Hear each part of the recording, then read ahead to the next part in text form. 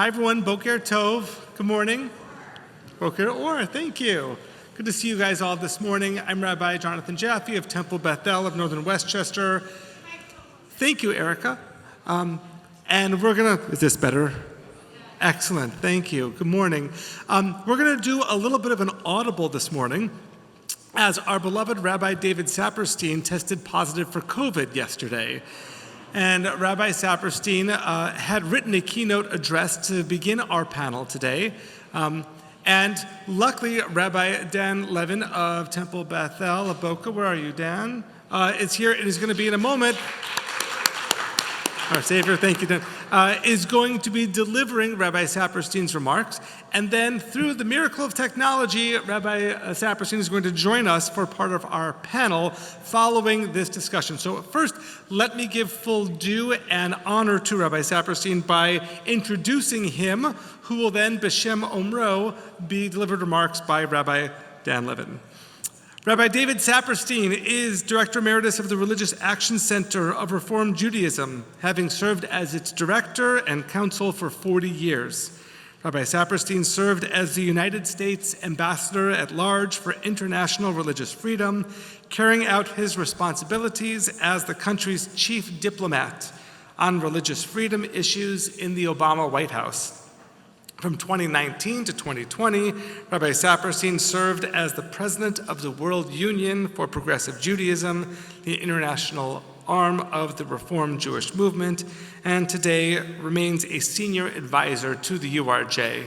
I'd like to, at this time, call up my esteemed colleague, Rabbi Dan Levin, in order to deliver the remarks that Rabbi Saperstein has prepared. So for both Rabbi Saperstein and Rabbi Levin, please a round of applause.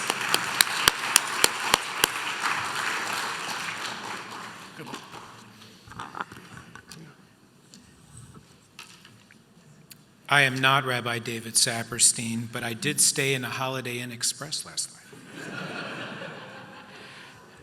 Truly, I was blessed to serve as a legislative assistant at the Religious Action Center in the summer of 1992, and am truly honored to share Rabbi Saperstein's words. For those who were at my CCAR Israel speech, you know I framed my reflections on October 7th and the Israel-Gaza conflict in terms of cognitive dissonance, the holding of two opposing truths in our minds at the same time. It is even more accurate a picture now than then. Indeed, I feel it even more keenly after the last few days. So too with our topic this morning. So here we go. On the one hand, there were bitter, profound disappointments in coalitional partners who did not speak out against the utter brutality against civilians, against women, against children, against families that Israel faced on October 7th. 1,200 killed, 3,300 wounded, over 200 taken hostage whose freedom we advocate for every day. Some have continued to refuse to condemn Hamas and embrace positions that would doom the existence of a Jewish state. Indeed, some members in our coalitions actually celebrated Hamas's attack. And since then, the impact of anti-Semitism from the left and other pro-Palestinian entities has afflicted Jews in North America and across the globe. In our Jewish communities, on our streets, most particularly in our universities, and in a number of our progressive coalitions, both by what they say and by their holding a litmus test of anti-Zionism for partnership. Cumulatively, this has left a sense of vulnerability, alienation, betrayal, isolation, and in some cases, outright fear that is unprecedented in America, at least since World War II.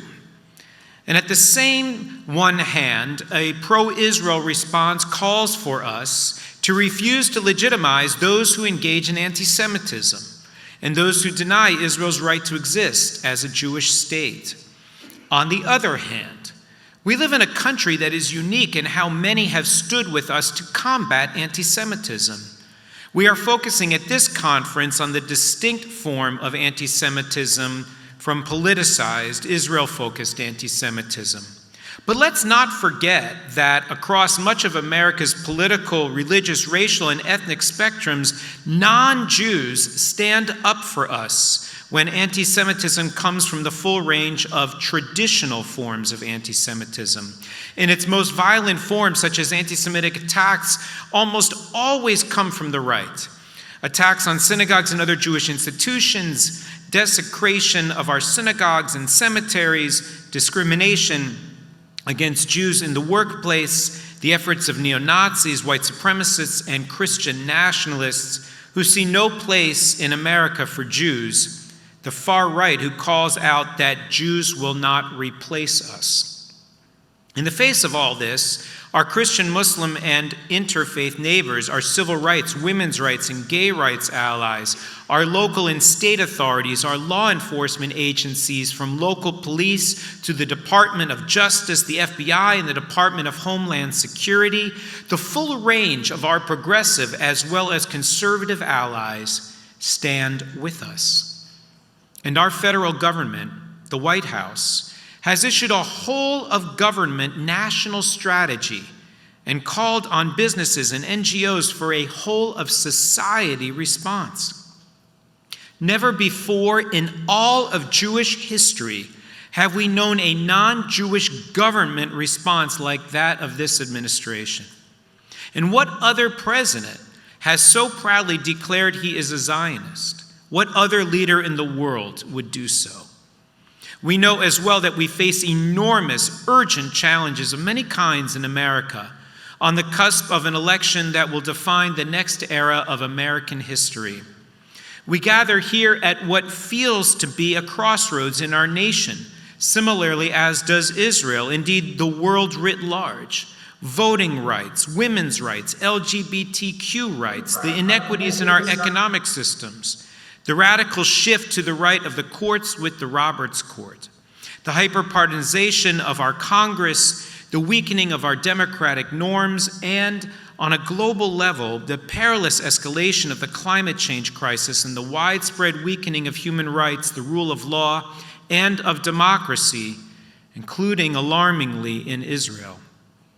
And when you lose the Supreme Court and the federal courts as the protector of fundamental rights, what happens in the federal, state, and local legislative bodies and in their executive branches becomes even more important.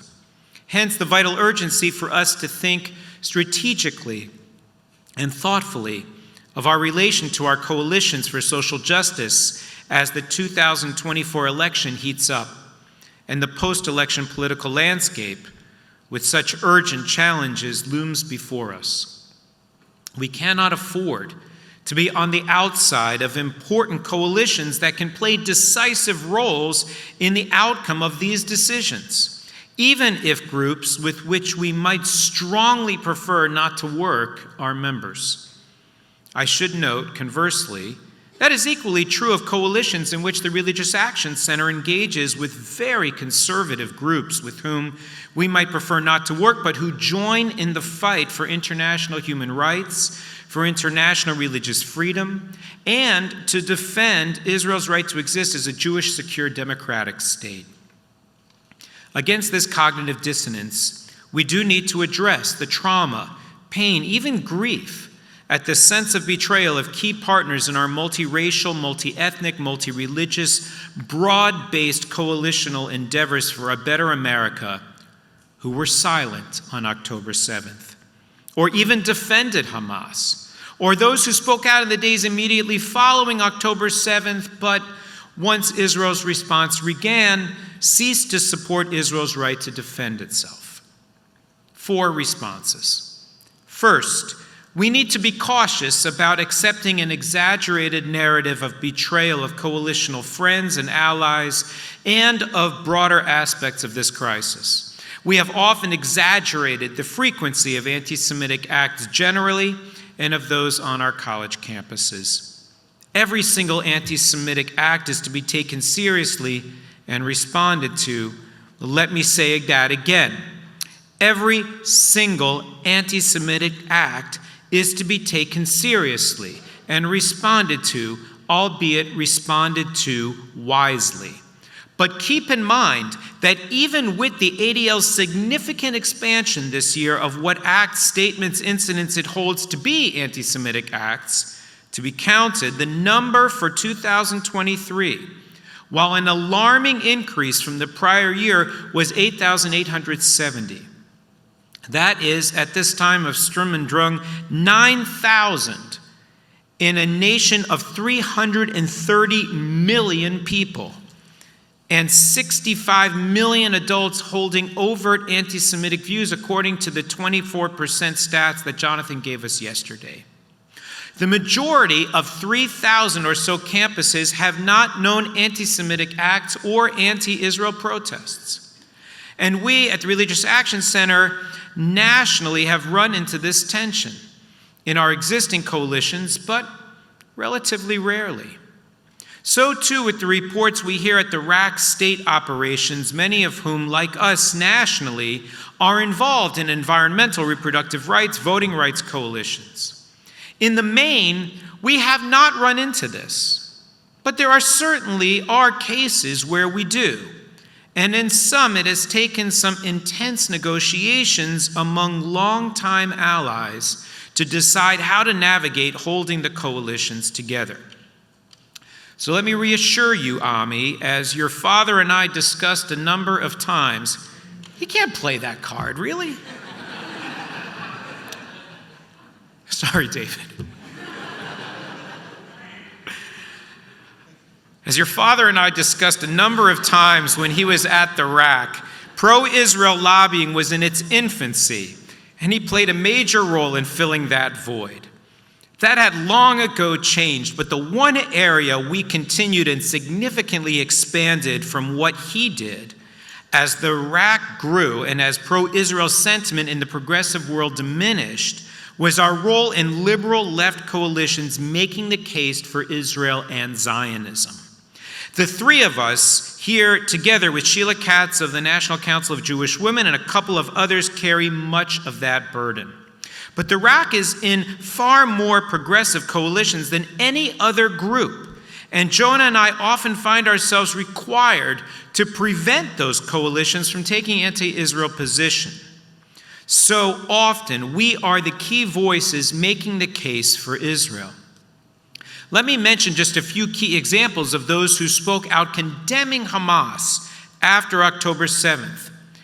The U.S. Conference of Catholic Bishops and the National Council of Churches, the umbrella group of 36 mainline Protestant Orthodox denominations, the Methodist Church, the Episcopal Church, the mainline Protestant Christian Century magazine, the UCC, even the Church's Committee for Middle East Peace, which mobilizes most of the mainline Protestant denominations' opposition to Israeli policies, began its major statement with an unequivocal, "We condemn the brutal attacks of Hamas on October 7th that caused the loss of life of nearly 1,400 Israelis and citizens of other nations, and we call for the immediate release of all civilians held hostage."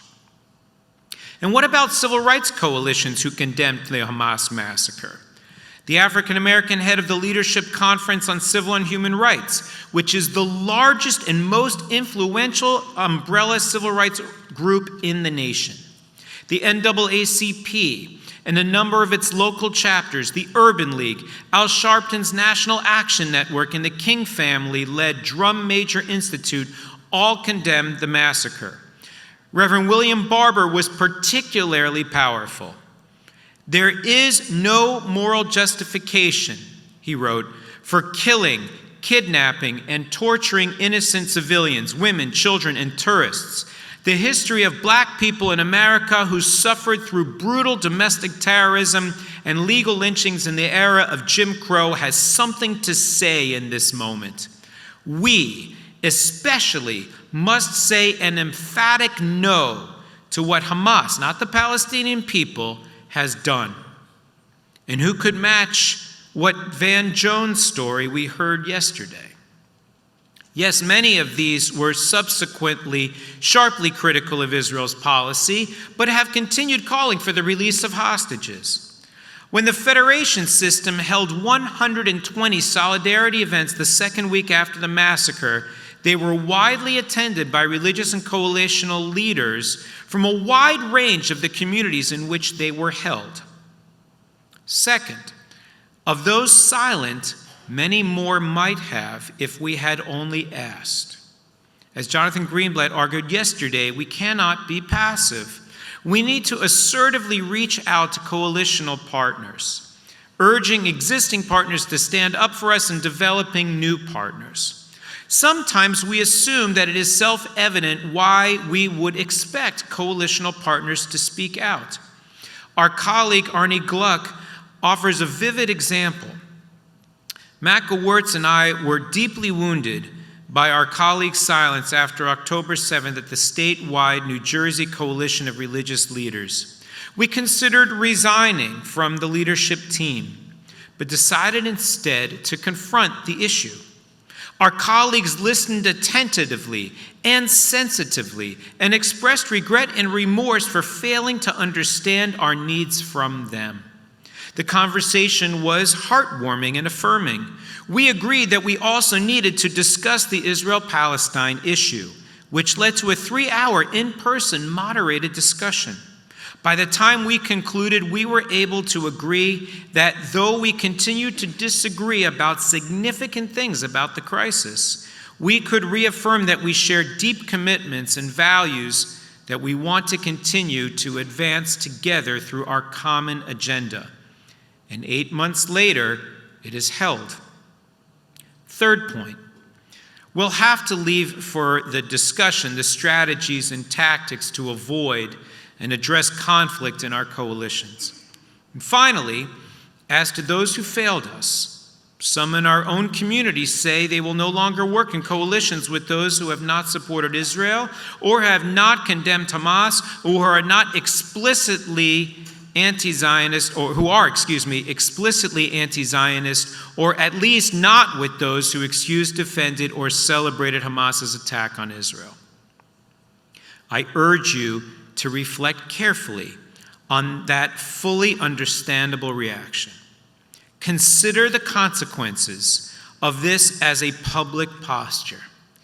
You will have handed our opponents a blueprint as to how to drive the American Jewish community out of public life. Just keep joining coalitions on any subject and the Jews will quit or engender resentment through lengthy, divisive battles trying to bar such groups from coalitions having nothing to do with the Middle East.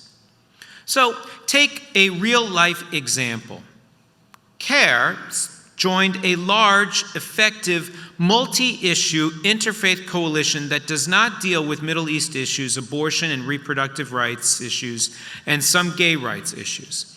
They agreed to those terms and have not once attempted, in their 2 years, sought to change the policy of the coalition. Should pro-Israel groups leave?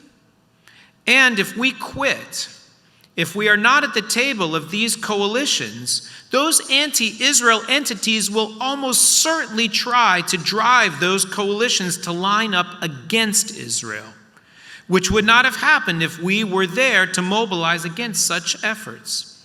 As the long track record of the Religious Action Center and many of you in your own community work affirm.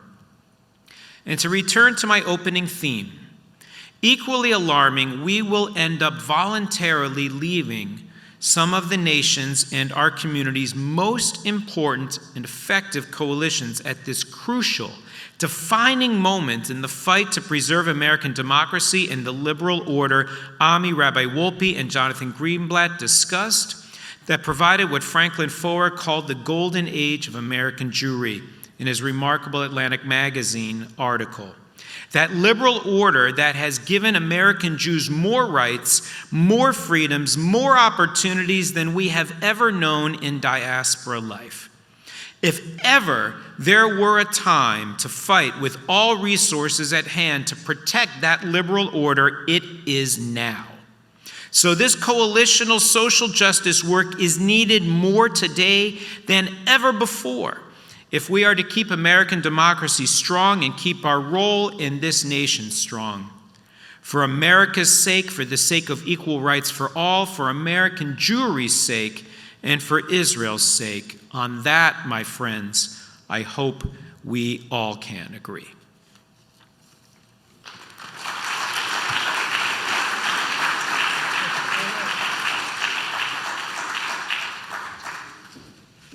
Thank you, Rabbi Saperstein. Thank you, Rabbi Levin. I'm going to frame the panel discussion we're about to begin with brief opening remarks and then call upon our two in-person panelists and our one virtual panelist to continue the conversation, and thank Rabbi Saperstein so much for his framing. The other day, the following message showed up on my social media feed. The white font laid over the background of a black Star of David featured a message playing upon the famous words of Pastor Martin Niemöller. First, they came for the LGBTQ, and I stood up, because love is love. Then they came for the immigrants, and I stood up, because families belong together. Then they came for the Black community, and I stood up, because Black lives matter. Then they came for me, but I stood alone, because I am a Jew. As a congregational rabbi, I have to admit that the message really hit home. Many of us feel as though, despite repeated efforts to demonstrate support for marginalized groups throughout our country, throughout our world, after October the 7th, reciprocation is still forthcoming. Instead, individuals from many of those communities we have most sought to lift up may often be found leading the charge to demonize Israel and those who support it. Or perhaps that is portraying the situation as overly dire. As Rabbi Wolpe taught us yesterday, when we refrain from engaging with one another, then every side begins to think that the other side's views are more extreme than they actually are. And beneath the clickbait and the catchphrases, there are abundant examples to be found of coalitions being built and common ground being found. Again, as Rabbi Wolpe cautioned us, we are often better at identifying our enemies than we are at making our friends. I see this tendency clearly in my own congregation and larger community. I suspect that many of you see it as well in yours. Like any good Reformed Jew, I have learned and preached again and again that the commandment to care for the stranger, for we were once strangers in the land of Egypt, stands paramount in the Torah. Many of us have quoted Rabbi Eliezer in Tractate Baba Metzia, saying the Torah warns us 36 times, and perhaps some say 46 times, not to oppress the stranger. And yet it is so very hard to care for others in their moments of vulnerability if we feel that we are left to stand alone in ours. My teacher, Rabbi Shai Held, teaches that one could read the story of Exodus and say, since no one came to help me in my time of need, I am under no obligation to care for others when their time arrives. Let them take care of themselves. That is, we can read Exodus towards absolving ourselves of any responsibility to care for others beyond the Jewish community. But the Torah, Rabbi Shai Held teaches, instructs just the opposite. Because you know how it feels to be shunned, abandoned, left alone to suffer, you know all too well the toil of the stranger, and so you must do better than what is done to you. The message is inspiring, but the execution can be exhausting and maddening. In his opening keynote address yesterday, Rabbi Hirsch prompted us to consider, what ought we do when a movement we support seems to turn against Israel? Should we leave? Try to find others? Have we asked our partners, what business do progressives have supporting those who oppress gays or women or Christians? Building and maintaining partnerships and working alliances is so deeply challenging in this environment. As a congregational rabbi, my congregants reach out with searing examples. Rabbi, did you see that Israeli flags were banned from the Dyke March in Chicago? I did. But does that implicate all LGBTQ supporters? Rabbi, the Black Lives Matter national movement singles out Zionism as an unparalleled evil. That's true. But the pastor of our neighboring African American church reached out to me and my colleagues immediately on October the 7th, asked how he and his community could help. And when we met recently on Yom HaZikaron to dedicate the Westchester Memorial to October the 7th and hear Shani Luke's father, Nisim, speak with such elegance, the pastors of the largest African American churches in Westchester stood by my colleagues and I, embracing us in our time of mourning. But Rabbi, I saw that the Protestant movements are urging divestment from Israel. That's true. And yet my Interfaith co-chair, Reverend Martha Jacobs, is the best ally a rabbi could ask for. How do we discern between the headlines and the work that gets done on the ground, between organizations in the spotlight and the many others whose stories are seldom told? And even if we are fortunate enough to connect with supportive allies, how do we balance the needs of our own community with more universalistic efforts of tikkun olam, as Rabbi Hirsch challenged us yesterday? In this time of rising anti-Semitism, ought we focus our time and resources on caring for our own? In Mishnah Gittin, it teaches, one sustains poor Gentiles along with poor Jews, and one visits sick Gentiles along with sick Jews. One buries dead Gentiles along with dead Jews. All this is done on account of the ways of peace, to foster positive relations between Jews and non-Jews. Rashi, quoting Mechilta de Rabbi Yishmael, comments, "If an Israelite and a Gentile stand before you in need, you ought to prioritize the Israelite. If a member of your family, a citizen of your city, stand before you, you ought to prioritize your family. And if the poor of your city and the poor of another city stand before you, you ought to prioritize the poor of your own city." Here, our text tradition offers us consensus. We have the right, we have the ability to prioritize the needs of our own community. However, this does not mean we can ignore the needs of our neighbors. We first take care of our own, but this does not absolve us of the responsibility to care for others. After all, as Hillel taught, and as we can all quote, "Im ani li mili, uksha'ani la'atzmi ma'ani, ve'im lo achshav imatai." If I am not for myself, who will be for me? But if I am only for myself, who am I? And if not now, when? Like many of you, these are questions I ask myself a version of each day. In this moment of rampant partisanship, in which interfaith and intercommunal partners can be so hard to find, and sometimes it can feel as though no one might be there for me, ought we turn inward and care only for our own? But by isolating ourselves, who do we become? And if we don't put in the work now, when things seem most dire, when will we?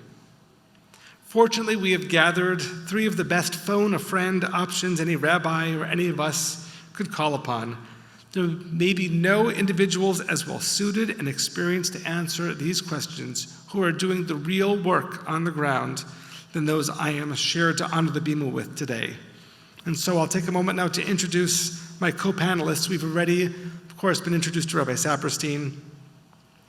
Amanda Berman is the founder and executive director of Zioness, where she works to empower and activate Zionists on the progressive left to stand proudly in social justice spaces as Jews and Zionists.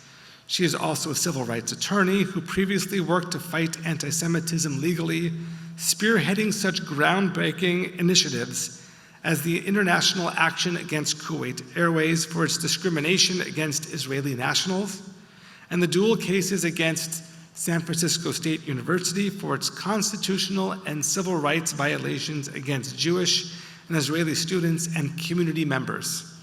I would just add that as one of the many rabbis who has been fortunate enough to welcome Amanda into our congregation to educate our congregants, I am so honored to share the days with her today. And Amy Spitalnick is the CEO of the Jewish Council for Public Affairs, the national convener of Jewish coalitions working across communities to build a just and inclusive American democracy. She previously served as executive director of Integrity First for America, which won its groundbreaking lawsuit against the neo-Nazis, white supremacists, and hate groups responsible for the Charlottesville violence. Under Amy's leadership, IFA became a powerful national voice in the fight against white supremacy, anti-Semitism, and extremism, and its Charlottesville case has emerged as a model for accountability. There's more that I could add for each of them, but I want to give all the time in the world for to hear the two of them speak. Please join in applause and welcoming these two wonderful members of our community to this.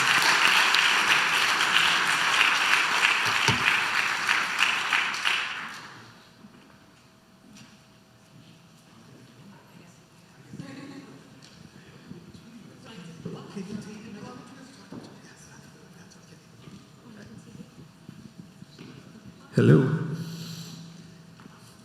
First question, Rabbi Saperstein, good morning. How are you feeling?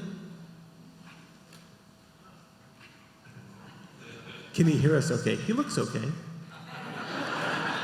We'll come back in a moment. So for the two and for the three of you, maybe we could just start a little bit in speaking a little bit about the work that you do and how that work has changed, been influenced by the events of October the 7th. Well, first, thank you so much for having me, and it's always a pleasure to get to be with both Amanda and David and you, Rabbi. I started my job full-time September 5th, so I had exactly a month in this role at JCPA before all of our world shattered in the way that we now know. And for me, that both was a crisis that I don't think I anticipated or anyone anticipated, but it also really reinforced the vision for JCPA and the need for something like JCPA, which was founded 80 years ago during the dark days of the Holocaust as a means of mobilizing the Jewish community and our allies and partners here in the United States around democracy, around inclusivity and pluralism, recognizing that that was existential to Jewish safety. And 80 years later, particularly in this moment, particularly regarding what we're here to discuss, that mission has never been more urgent. And in some ways, I want to reframe a little of how we're thinking about this. The Rabbi articulated all the ways in which we are commanded to show up for others as Jews, the moral and ethical obligations that we have, which are 100% true.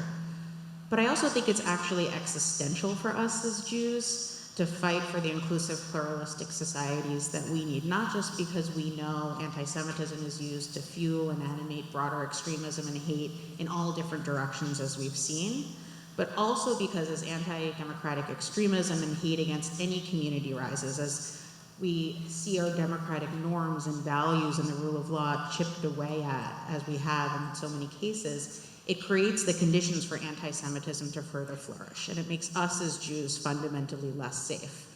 And so not only is it the right thing to do for us to show up for others, but we're actually obligated to for our own safety. And so that is exactly the work that we've been building at JCPA over the last 8+ months that I've been in this role, relaunching an 80-year-old legacy organization, which would have been a task unto itself, never mind the dynamics of the moment.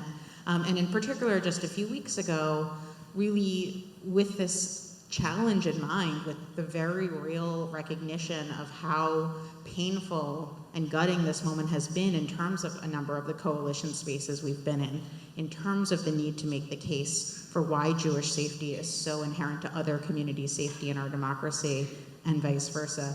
We've built what we're calling action networks to mobilize not just Jewish communities, the local Jewish community relations councils around the country, 125 across the country that we work with, local synagogues and other local Jewish communities, along with our national partners and allies, Jewish and non, to mobilize for democracy and to counter hate and extremism in all its forms with a fundamental understanding that the fight against anti-Semitism needs to be at the core of the fight against all hate and anti-democratic extremism. And so we've launched these action networks this month, mobilizing around critical policies like the Countering Anti-Semitism Act in Congress, where we had 61 Jewish organizations from across the political spectrum, from J Street to ZOA and AIPAC, sign a letter last week in support of this bill. We have also been mobilizing the Jewish community to speak out against hate against other communities, like the 150 Jewish organizations that came together in a statement condemning Islamophobia and anti-Arab hate after a 6-year-old Muslim child was murdered in Chicago in the fall. All of these things are at the core of the work we do because all of these things we believe are existential to Jewish safety and to Jewish values. And so I'm really grateful to be in this role, even if it's not the world I anticipated leading this organization in. So good morning, everyone, and thank you all so much for having me. As Amy said, it's really a privilege to get to sit together and with Jonathan. It's an amazing question for me to reflect on from this BIMA, because as Ami knows and the amazing staff at Stephen Wise knows, the first major event that Zioness did when I founded it when I started running it full-time in January 2019 was here on this stage.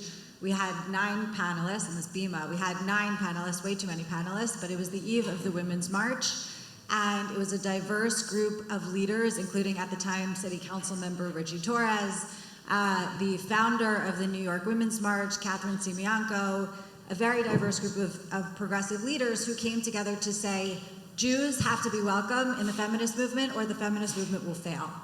We need to make sure that there are true intersectional coalitions that truly fight for the values and the goals of the progressive movement, or we will never advance the goals that we say we care about as progressives.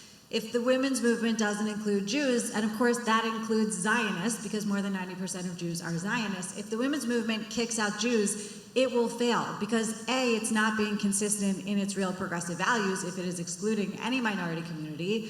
B, it's never going to win if it kicks out any committed activists of any stripe who care about the issues that the women's movement is supposed to advance. C, you can't actually kick out the people who founded the movement. You can't actually kick out the people who have been at the forefront at the inception of every social justice movement and coalition in the history of this country. You won't win. And so, reflecting on what may have changed after October 7th and thinking about that first event here in January 2019, not only has nothing changed, the problem has gotten worse and the mission of Zioness has gotten even more urgent. And so, for those who don't know, we are a national grassroots activist organization with chapters in 44 cities and a variety of different constituency groups. We have a clergy council, as you know. We have a fellowship called the Zahav Fellowship for Black Jewish Zionists, which brings together Black Jewish Zionist leaders from across the country to talk about the intersection of racism, anti-Semitism, anti-Blackness, and white supremacy in America, and advocates for Zionism as a liberation movement, helps make sure that our community is living up to our values of diversity and inclusion internally so that we have better representation and, frankly, better messengers externally. We also just launched a Pride Fellowship to make sure that LGBTQ Jews who are afraid to participate in Pride events this year have a Zionist space to do that. Our work is about making sure that, as I mentioned in terms of the panel for that Women's March event, that there is a space for Jews and Zionists to participate in these movements, because as Rabbi Levin read for Rabbi Saperstein, we don't have the luxury, frankly, of seating these spaces. Even those of us who may feel so frustrated and so pained and so lonely and so isolated from the activist spaces that, we were always part of, that we let in, that we would have never considered seating, we can't. And it's not because we're allies, though I'm very proud of our communal legacy of allyship. It's not because we're allies, it's because we are members of affected communities, as Amy said. I can't seat the women's movement.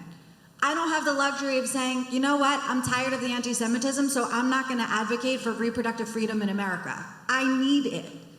For LGBTQ Jews, they're not being allies when they show up in the fight for LGBTQ rights in America, for marriage equality. They don't have the luxury of leaving that space. For Jews of color, they can't say, you know what, I'm not really going to fight for racial justice and equity because in a lot of those spaces, I'm experiencing so much anti-Semitism. So the response is not to leave. The response is not to say, our community is pulling out. We're not going to participate in the left anymore, because as a lot of people have articulated, it sounds like Ami yesterday and Rabbi Saperstein this morning and Amy and Jonathan, everybody has said, we're not going to leave, but how do we show up better? How do we show up more confidently? And for Zioness, the answer is we show up as unabashedly progressive and unapologetically Zionist. And we make very clear what Zionism is. Thank you. We make very clear what Zionism is, which is a liberation movement, a progressive movement to ensure freedom and self-determination for one of the world's most enduring persecuted minority communities. You do not get to call yourself a progressive if you oppose the liberation of the world's most enduring persecuted minority community. You're not a progressive. So instead of saying, as so many of us have been saying since October 7th, I mean, I get this call every day, Amanda, I love Zioness, I love everything you stand for, but I can't call myself a progressive anymore. So I can't wear your t-shirt or your sweatshirt because it says unabashedly progressive on the sleeve. You know, I'll just tell a quick story and then wrap up this question. In December, I got a New York Times alert that Senator John Fetterman from Pennsylvania, who I'm a big fan of, yes, snaps for Senator Fetterman. Senator Fetterman no longer is calling himself a progressive, and the New York Times sees fit to send me an alert on my phone that Senator Fetterman is no longer calling himself a progressive. And I literally yelled out loud. I remember where I was actually at KFAR in Williamsburg, and I was with friends, and I said, no, that's not the right strategy. It's not that John Fetterman is not a progressive. John Fetterman is a progressive. It's that the people who are celebrating October 7th are not progressives. If you are championing rape and murder and torture and kidnapping, you are not a progressive. I hate to break it to you. Actually, I don't. You are not a progressive. We are the progressives. We are the people who are fighting to advance social, racial, economic, gender, and environmental justice in America. And we are Zionists because we are consistent in our progressive values. And by the way, we also care about Palestinian self-determination as progressives. And those things are not mutually exclusive. So it's not that hard. We just need clarity in how we talk about it, confidence in how we show up with it, and make sure that it's not that we're going to leave coalitions. It's not that people should feel that they should ever kick us out. They can't. They won't. But we will never abandon ourselves in our activism.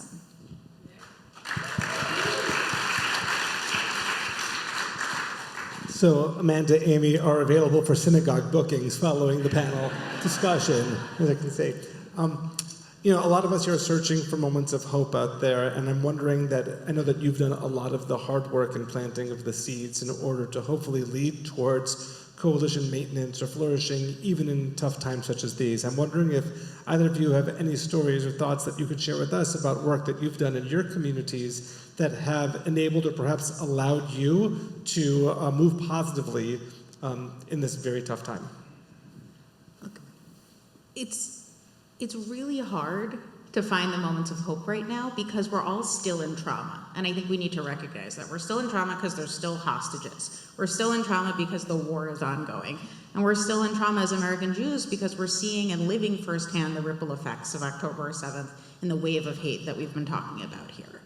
So all of those things are true, and we need to start from that understanding and the ways in which trauma and the intergenerational trauma we all carry as Jews make it harder for us to sometimes find the hope. But I think for our own sanity and our own security in this country, we need to find those opportunities, find those moments of hope, and as we've been talking about, stay at the table wherever possible to keep building them and making them possible. And so for me, for as many moments of pain and horror and disappointment that I've had since October 7th, there have been a number of other cases in which I really have been grateful for the coalitions we've been in, the relationships we've been in. And I would say as much as the negative and the positive moments have existed, so too have the fires that have not happened been important to note. It's really hard to quantify all of the problems and the moments of disappointment that didn't happen because of pre-existing relationships and partnerships.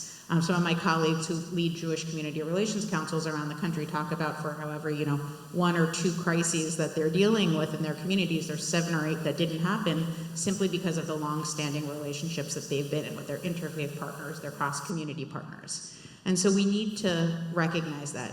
In particular for me, I know David alluded to some of this during his remarks, there have been really some fantastic moments of allyship with people I've worked with, people I've known for years, and people who are newer partners. And part of that is also level setting about what allyship is. It's not putting an Israeli flag on your church or on your front door or on your social media profile.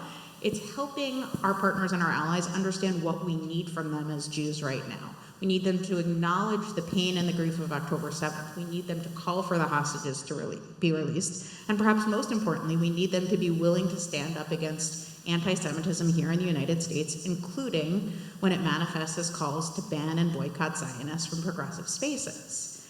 And so by engaging with our partners and allies and understanding that, we can hopefully help bring them along in showing up for us in that way and helping them understand what allyship truly means. And those are some of the first calls and statements and op-eds that we saw both in the aftermath of October 7th and then now as we're seeing the campus protests and other ongoing ripple effects of the conflict manifest, helping our partners and allies show up in a way that actually recognizes that pain and the grief and their obligation to call out anti-Semitism in all its forms here. In particular for me, I've been part of sort of a series of programs with two of my friends, Eric Ward, who some of you might know, who wrote a fantastic essay, Skin in the Game, in 2017, about how anti-Semitism fuels and animates white nationalism. He's been one of my closest friends and thought partners in my work in Charlottesville and now at JCPA.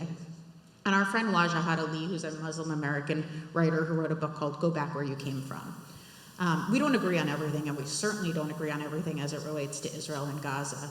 But the three of us have been doing sort of a mini roadshow in schools, K through 12 schools, labor unions, civil rights spaces, the American Federation of Teachers. Waj and I went out to LA and spoke to a room of like hundreds of TV and film writers a few weeks ago, demonstrating how we can actually stay at the table with one another and have constructive conversations across lines of difference in a moment in which everyone is telling us that's not possible, because we need to fight like crazy to keep our anti-hate, pro-democracy coalitions in place and see each other as human beings at a moment when the loudest voices are trying to tear our communities apart.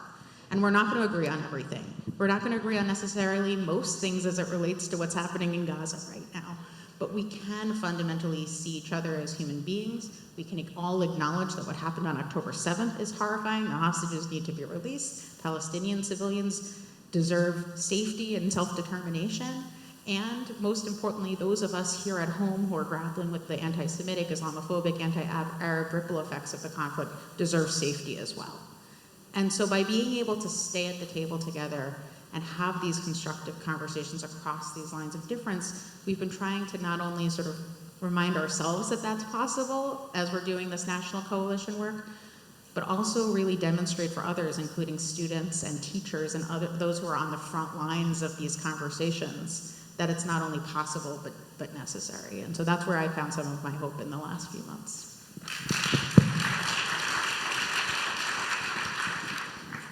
So, you know, they say like the darkest light, what's the darkest before the dawn? Yeah. Watching the reaction from the Jewish community, no, those aren't the right words. Seeing the way that we have mobilized together, reconnected to each other, committed to our Jewishness, shown up.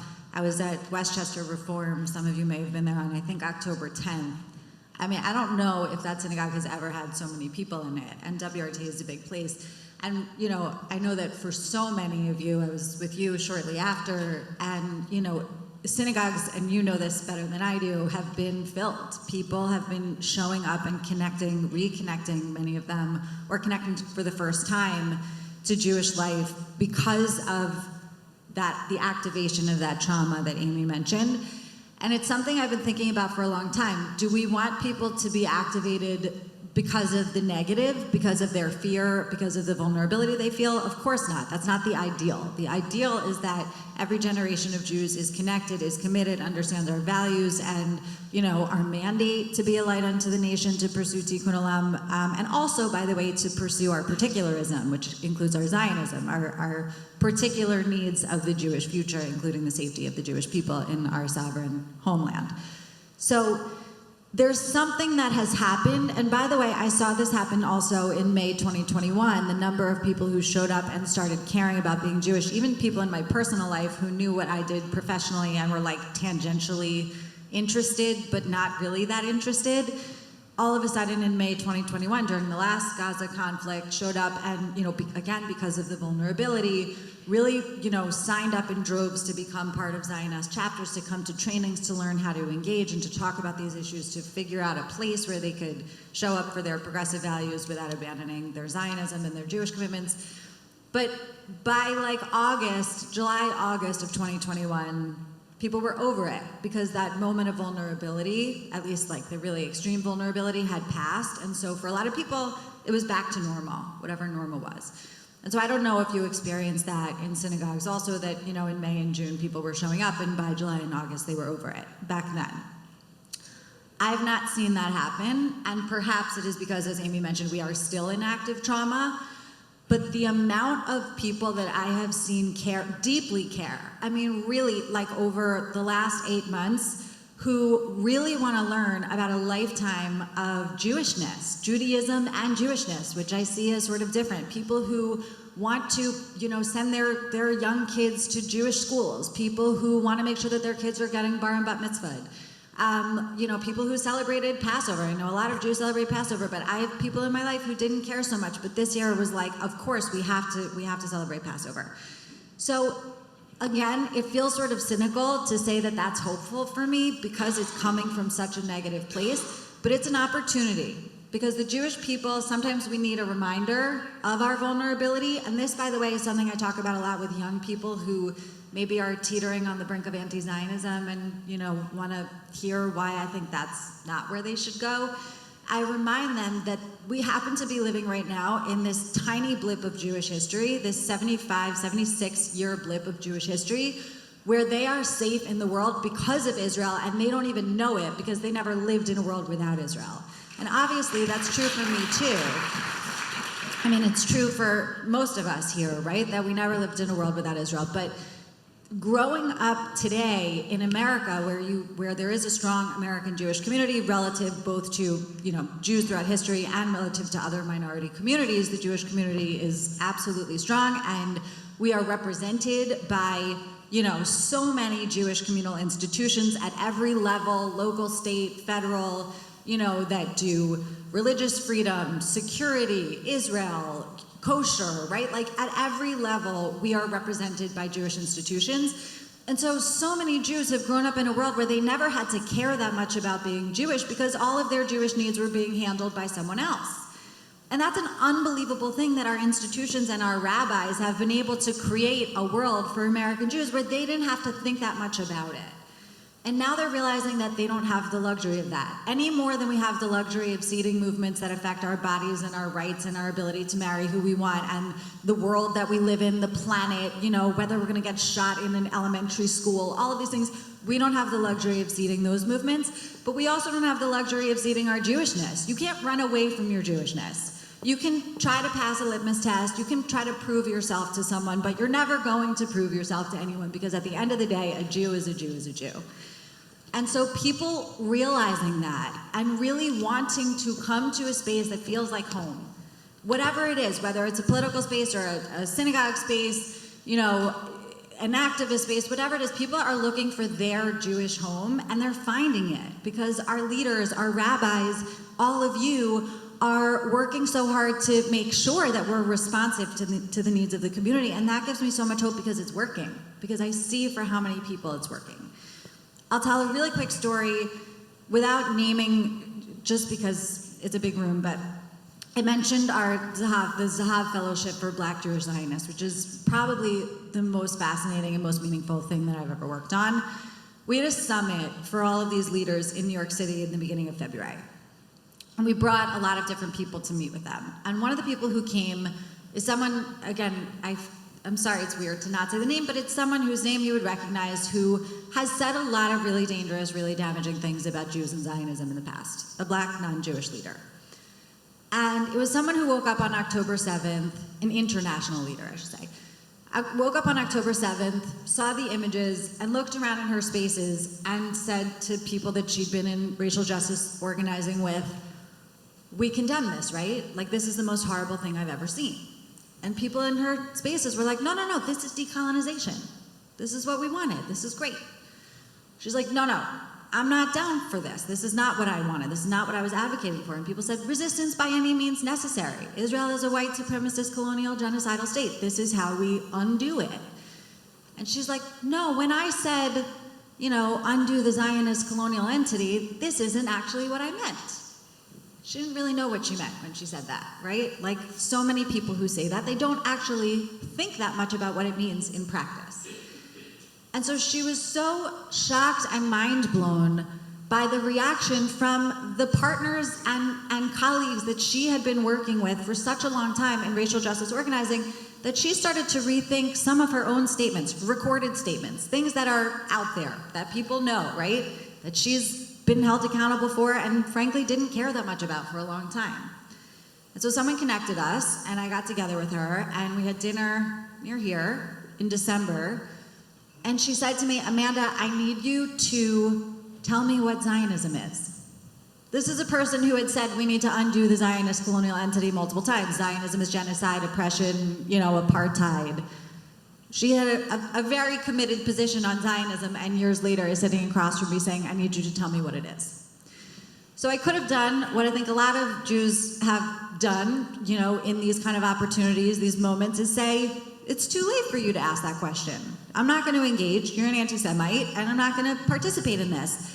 But it was a huge opportunity. And this is a thing that we need to remember. People don't understand what they're advocating for, and even some of the people that are engaging in the most outright anti-Semitic things genuinely don't understand it because anti-Semitism is complicated. It's not as straightforward as other forms of hate.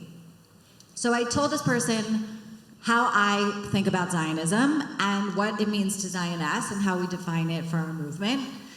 And I said, you know what, I want to show you a video. And I pulled up a 90-second clip on our Instagram of our Zahav Fellows, a little clip where everyone had sent in a 30-second video or something saying, I shout my Zionism because fill in the blank.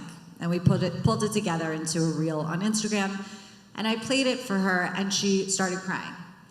And she was like, I don't know why I'm so emotional. And I said, because you are literally seeing with your eyes that everything you thought you knew is wrong. You thought Jews are white, colonizers, white supremacists, have no relationship to the Middle East. You thought that we're all the same. We all have the same financial resources. Like, you believed all of these tropes, and now you're seeing, literally, that this is not what you thought it was. That Jews are not who you thought we are, that Zionism is not what you thought it was. And she said, I want to meet these people. Like, I need to learn from them. So she came. When we had the Zahav Summit in February, she flew here from far away and walked into a room of 16 Black Jewish Zionists who were not soft on her.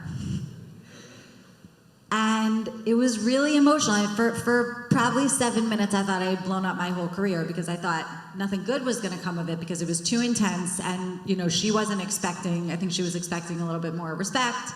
And it wasn't that they were disrespectful, but they were not soft. They said, you endangered me in my Black spaces, you endangered my Jewish community, you divided the racial justice movement. I mean, it was heavy. But it led to a transformation moment because she couldn't, she broke down. And then when she showed her vulnerability in that moment and her regret, everyone else broke down.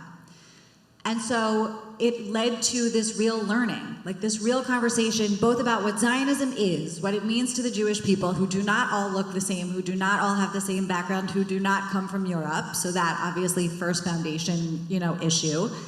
But then the anti-Blackness that exists in anti-Semitic spaces and anti-Jewish spaces and anti-democracy spaces. The experience that Black Jews have in America when they talk about their Jewishness, in other Black spaces. And just the way that, all of our communities need to figure out how to work together and how critical it is that we, define our shared values and work toward them even if we don't agree on absolutely everything. And so, it was about a 2-hour conversation. I think it was the most intense but also most important 2 hours I've ever witnessed, and I was kind of outside of the circle of the conversation, but it was on a Saturday afternoon, and it ended with Havdalah. Hi, everyone.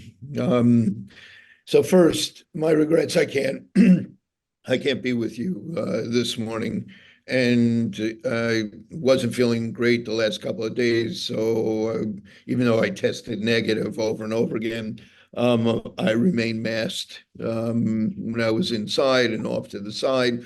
But I did see some of you outside where I was a little less attentive, and I truly hope not one single one of you comes down with anything as a result of my interactions. Secondly, I want to thank Dan for having delivered the talk. I'm sure he did a better job than I would have done. I'm proud of every one of our former Rise and Draft legislative assistants, but none more than Dan, who's been one of the leading congregational rabbis these days. Dan and Ami and I are good friends. We don't always agree on everything, but I always learn from them. If you ask me why I'm optimistic at this time, why I'm hopeful, it's because of my two colleagues you just have been listening to. They are just a paradigm of what is absolutely needed at this moment.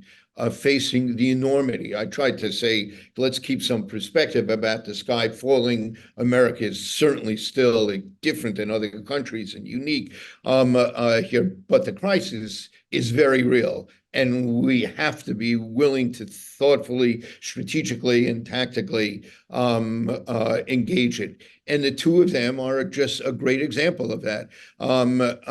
Amy came with enormous credibility in progressive circles.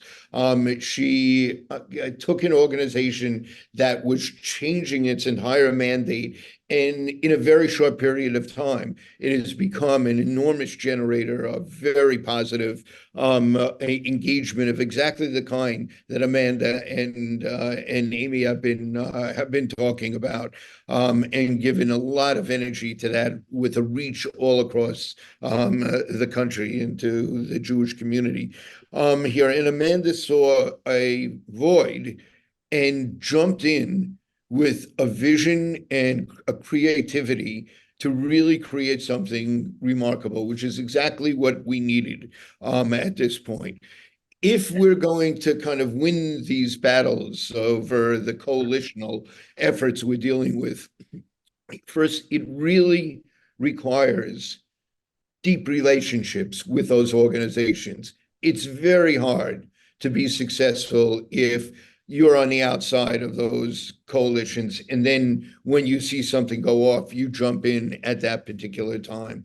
And the best time to deal with problems is long before they arise. If there's a pride parade, the time to deal with it is with our friends and allies within the broad coalition 6 months in advance, just to say, look at some of the things that have arisen elsewhere. Will you guys take the lead in making sure it doesn't happen this year in our pride parade here? And that is a value added of the Reform movement and our rabbis and our congregations all across the country. As much as any entity, you are the face of American Jewry in terms of liberal, progressive coalitions. You have the long relationships. You have the trust of some of these other groups. And being able to use that wisely and effectively, the kind of story that I was talking about, Arnie Gluck and Matt being a perfect example of that kind of thing, we can play an absolutely pivotal role in the long-term strategy of how we maintain coalitions and prevent them from being captured by those who want to divide Jews from the rest of the broad coalition of decency and justice in this country, and those who want to manipulate those coalitions into anti-Israel posture. So when I look at this gathering, that's my source of hope. When I listen to Amanda and Amy, who are two stars of this effort, that's my source of hope. Thank you, Rabbi Saperstein. And again, it's great to see you feeling well enough to speak. Thank you for joining us. And Rabbi Saperstein can't hear us in live time, so when he comes in the middle of a discussion, it's not that he's stepping in or being rude. He's He's doing his best given the technological difficulties, so thank you. I think if I can, first of all, would you like to finish your story as well? The point of the story is just that we need to engage, and that there are really hopeful moments that can come, and really game-changing opportunities when we engage even beyond our comfort zone, even with people who have said things that are objectively horrible. That people are waking up every day and wanting to learn because their minds are being blown by what they're learning in the world, what they see happening with their algorithms. And there are a lot of moments of hope that you may not be hearing about. And I think Amy made this point really importantly. There's so many things that don't happen, and we don't hear those things. And I've long said, to people who love when Zioness goes into a space and, is yelling at an anti-Semite and, in some sense, right? Like responding to someone saying Zionists can't welcome here, or, can't show up here or aren't welcome here. When we respond to that, it gives, a sense of, I think, strength to people in our community who really want to see someone fighting back. But I've always said, when we are successful, at the end of the day, and I believe that together, Amy and I and Sheila and Rabbi Saperstein and everyone at the RAC and all of you, when we are successful, we're not going to have stories to tell because we're not going to be shut out of the spaces that matter in the first place. And so when you're really winning, you don't always know that you're winning because you don't have anything to measure it by. It's just that the problem is no longer happening. And obviously that's not where we are right now. But there's a lot of good that's happening that that we don't always know about because we don't know the negative. Well, and I just want to underscore sort of the story that you told so beautifully about the Sahab Fellowship and this person. It has been replicated in so many of my own experiences. I've been, for example, doing workshops with the American Federation of Teachers, the National Teachers Union, and including at their higher ed conference in LA the other month. And I was a little afraid walking into something, there was like, in some of these spaces, there were people who were, coming into my workshops wearing keffiyehs. I was there to give a workshop on anti-Semitism. And at the end, I spent time really unpacking. For example, when we say ban and boycott Zionists, what does that mean? Not all American Jews have a relationship with Israel, but the vast majority of us do. 80 to 90% of us have a deep personal connection to Israel, identify as a Zionist in the broad sense of the term. And so when you say ban and boycott 80 to 90% of American Jews, you're effectively saying ban and boycott the vast majority of American Jews. And how do we not understand that as a form of anti-Semitic discrimination? And when you actually sit down with people and unpack this, it helps them understand what some of these, little like social media slogans actually mean in practice. And at the end of one of these sessions, one of these educators came up to me and said, I really think I've been flattening the term Zionist in my mind. And it seems like it's a little bit more complicated than I understood it. And if that alone was the takeaway, then that alone is reason to fly across the country and do some of these workshops. And how we replicate that, how we empower people across the country to have these same conversations in those challenging spaces so that those people who are in turn teachers, educators, and leaders in their own communities can go on and engage their own communities in this is really, I think, how we get to the place where there aren't those crises or those fires anymore. So thank you. And I think we have about 5 minutes left or so. And so I have two quick questions that are maybe 90-second responses. I'm going to ask them both, and you can decide which ones you'd like to answer. So first one is Rabbi Hirsch yesterday spoke about the need to set parameters within our communities. And I'm wondering that in all of the work that you do, are there deal breakers in which you say, I simply cannot be in coalition? What does that look like, and how do you respond?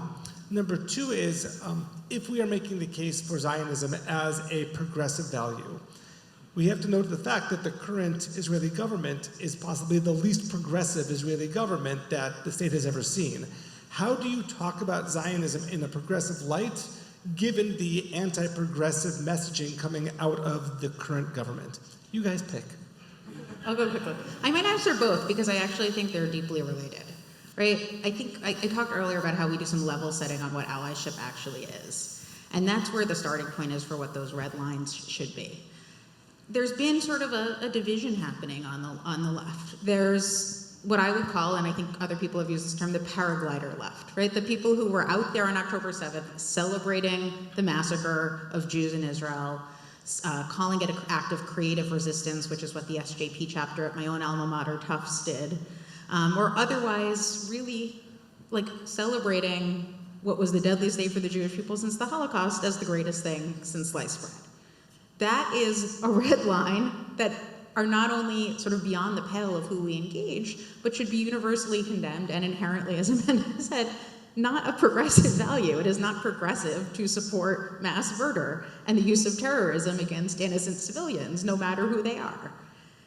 But then there are the people who, whether it's ignorance, whether it's fundamental disagreement over the actions of the Israeli government or the current Israeli government or how the IDF goes about its missions in Gaza, will have actual disagreements with us, or might be using terms and slogans that they either don't fully understand how it's heard because we're frankly not even speaking the same language as people. I did an event a couple months ago with an Arab American partner, and she hears terms like from the river to the sea very differently than I hear it as a Jewish American whose relationship with Israel came of age during the Second Intifada, and phrases like intifada mean something very different to me than it might mean to her. And how we actually call people in on understanding how these terms are heard, how we recognize that some people might not be, as Amanda has described, approaching this from the same perspective that we are, and therefore can be called into the conversation and help brought along to how we actually hear a lot of these phrases and ideas, is how we figure out where that line is. Who are the people we could bring into the coalitions? Who are the people who we can work with across disagreement on policy, across disagreement on governments? For me, in September, I was outside the UN with perhaps with some people in this room, with a number of other sort of prominent Jewish New York leaders protesting the Netanyahu government's anti-democratic rollbacks. And for me, that is just as important as showing up for the hostages. Both are existential to my Zionism and to my Judaism. And in telling that story to people who might not fully understand what Zionism means or what my relationship to Israel means, that actually helps them understand that complexity and nuance and unpack, both for me, where that red line is and who can be part of our coalitions and who we can work with and who is perhaps outside that tent. So these are great questions. I'll take the second one first because I think I can be quicker, and then if I have time, I'll come back to the first one. So Zionism being progressive is so obvious to me, and Zionism not being political is also obvious to me. So when I talk about Zionism, it is about the liberation and self-determination of the Jewish people in our ancestral homeland. Modern political Zionism is a movement, obviously, founded by Theodor Herzl to recreate a Jewish homeland at a time that nation states were being born, that the Jewish nation would have a state just like so many other nations. Now there are 193 nations, the Jewish nation is one of them. Modern political Zionism is not political in the sense of right, left, Likud, Labor, Democrat, Republican, right? It's political in the sense of sovereignty and statehood. And it is based on the word Zionism. Herzl didn't come up with it. Another European intellectual, Nathan Birnbaum, came up with it. And Birnbaum explained that using the word Zionism to define this political movement was based on the Jewish people's relationship to Zion. That we are born at Mount Zion, we are the children of Zion. Our peoplehood, our entire peoplehood is the story of Zionism. Our history, our faith, our culture, our traditions, our religion, all of it is about Zion. The longing to return to Zion is the one thing that united the Jewish people in the diaspora for 2,000 years. Jews who were not connected to each other, didn't know each other existed, did not have Twitter, were not like, when are we going home, right? But like prayed in the direction of Zion, you know, lit Shabbat candles and prayed to return, said Shema Yisrael, right? Like, you broke the glass at the wedding to commemorate the destruction of the Second Temple. I mean, Zion is so intrinsic and so integral to Jewish identity and Jewish faith and culture and history. It's inextricable. So when I talk about Zionism, it has nothing to do with the Netanyahu government, and it has nothing to do with the American government. And I'm often reminding people, you can be a Zionist in any given moment. Put aside this government because we have such strong feelings about it, most of us. In any given moment with any Israeli government, you can be a Zionist who approves of the Israeli government, opposes the Israeli government, is ambivalent to the Israeli government, or where most American Jews are, or at least were before October 7th, you can be a Zionist that does not know anything about the Israeli government. That's not what Zionism is. So I am a Zionist who is also a progressive, who also wants to advance civil and human rights for all marginalized communities, including the Jewish people. And as a progressive, I want Israel to be a more progressive country, both internally and vis-a-vis its neighbors. That's what I want. I don't use the phrase progressive Zionism. People often call Zioness a progressive Zionist organization, and it's not that I'm, opposed to the use of that term, or that I don't feel that it resonates for me as a human being. But when people use the phrase progressive Zionism, what I think they mean, what I hear them saying, is that they're qualifying their Zionism with some kind of political orientation. That what they want for Israel is a more progressive political orientation. For me, I'm a Zionist that wants Israel to exist, and I want it to be more progressive as I want America to be more progressive. So it's really important, I think, to distinguish between these things and to say Zionism is not about politics. I'm not going to let you ascribe anything political to my belief that the Jewish people should be free and sovereign. That's not about politics. And separately, I'm a progressive and I want pluralism in Israel, and I want democracy in Israel, and I want a functioning Supreme Court, and I don't want people who say insane, horrible, psychotic things and support Jewish terrorism against Palestinians. I don't want any of that in Israel or anywhere else. But that's not about my Zionism. That's really bad behavior by certain Israelis that I can condemn very easily without it having any relationship to my Zionism. And by the way, last thing I'll say is 20% of Israeli society protested their government in the name of their Zionism every week for 40 weeks before October 7th. So the idea that, Zionism is not progressive, I've never seen a show of force, a pro-democracy show of force, anywhere in the history of humankind, like 20% of a country showing up every single week for 40 weeks to protest their government. I've never seen anything like that. If we did that here after January 6th, imagine where we would be in America.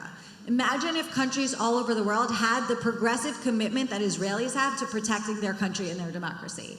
And that is, to me, the essence of how you can be a Zionist and a progressive. Follow Israelis.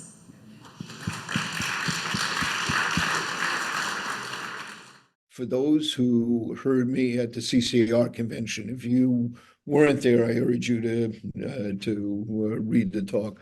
I argue that there's a limited amount that we can do about the situation in Gaza right now. There will be coming down the road, but there's a lot we can do to keep the two-state solution as a viable possibility and to really put pressure on this government. I would like to see the American Jewish community lead the campaign with a lot of our allies who have trouble seeing common ground with us, that there has to be a freeze on settlements, there has to be an end to the hate speech and the racism of the extreme elements in Israel. Settle of violence has to be stopped by this government with accountability. If we're going to keep a two-state solution option open, we can actually do something right now that will really make a difference and can help reforge relationships with allies who feel helpless right now, not being able to do something constructive.